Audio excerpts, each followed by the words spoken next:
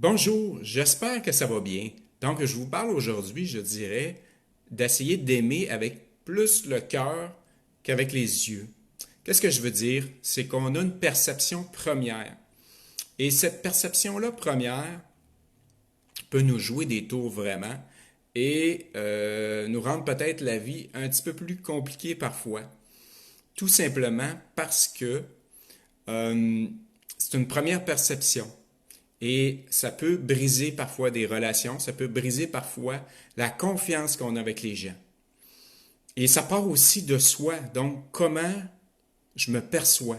Est-ce que j'ai de l'amour propre assez, personnellement, pour être capable d'aimer les autres? Donc, c'est le mercredi de l'amour aujourd'hui. C'est mon thème, finalement. Et ça part d'un exemple tout simplement simple. Donc, c'est la personne que je vois, exemple, chez Walmart, qui rentre, qui est vraiment pas bien habillé, qui rentre avec un vieux pick-up, finalement, dans le stationnement, qui sort et qui a de l'air bizarre, finalement. Et je revois 3 ou 4 heures plus tard, cette personne-là, dans un restaurant chic, avec une belle voiture, une Mercedes, je sais pas, une BMW, peu importe, avec un veston, cravate et des souliers bien cirés. Donc, vous voyez, c'est la même personne. Mais si je m'arrête à la première perception avec mes yeux, automatiquement, je peux barrer toutes les possibilités d'une personne pour le reste de sa vie. Eh oui. Parce que vous savez que juste, finalement, en quelques heures, la même personne peut arriver complètement différente. On peut voir l'inverse aussi. Donc, la personne qui est chic, puis tout d'un coup, tu la vois le lendemain, qui est complètement, vraiment pas bien habillée, parce que peut-être qu'elle a un travail X à faire. Donc, vous voyez comment il faut aller plus loin. C'est comme les politiciens. On juge beaucoup les politiciens. On va vite en jugement, on va vite, on a des causes qui nous empêchent d'aimer dans notre tête. Par rapport à des croyances, par rapport à notre éducation, par rapport à nos blessures qu'on a eues, on se dit non, non, non, non, ça marche pas, je peux pas aimer ce genre de personne-là. Mais on va tellement vite que finalement on brûle nos ressources.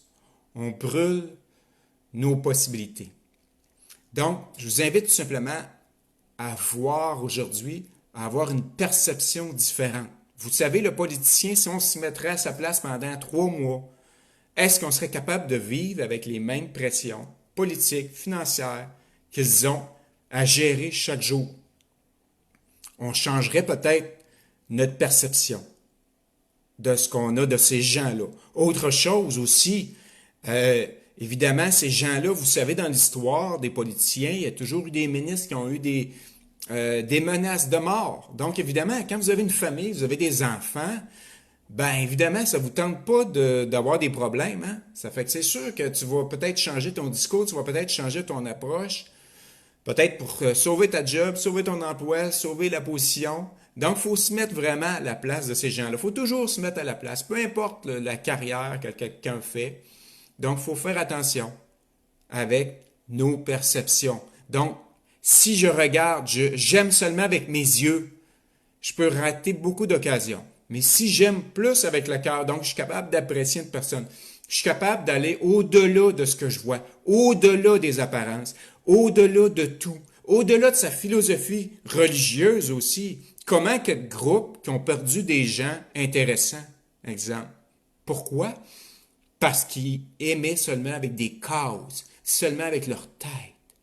Mais ils ont délaissé certaines personnes qui étaient peut-être intéressantes, peut-être qui auraient pu les aider, mais ils ont été trop vite en jugement.